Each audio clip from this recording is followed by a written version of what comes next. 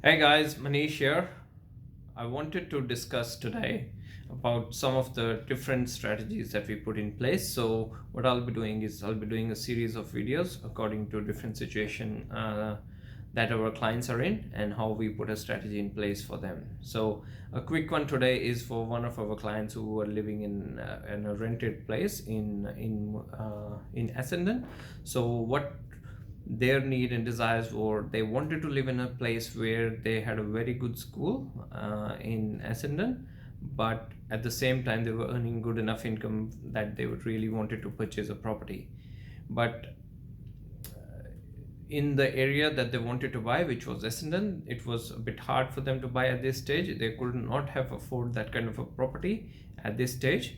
So when we met them, we analyzed their situation. We, sat down with a team of experts, and what we were able to identify is, of course, the schooling is important to them, but at the same time, they need to put some money that they've saved to a good use. They just can't keep that in the bank because the bank is not going to give them a good return. And they had roughly around 80,000-90,000 sitting. So we sort of found a way on how to use that money and put that in a growth asset. And then we suggested some, why don't you go for a property which is in the outer suburbs, which is only going to cost you around 500,000, not more than that. And in that scenario, they are actually able to live where they want to live, which is close to a city and also close to where their child wants to go to school.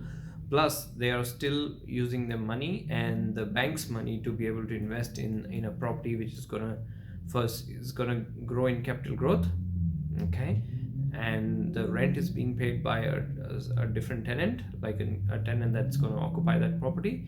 Plus, with the help of one of our panel of tax accountants, they are able to save some tax every year from by using that property. So it's a win-win situation. So you have to be creative. You can't just say that I want to buy a property which is in the same suburb that I have to live in. If you're flexible, if you really want to do something, there's always a way.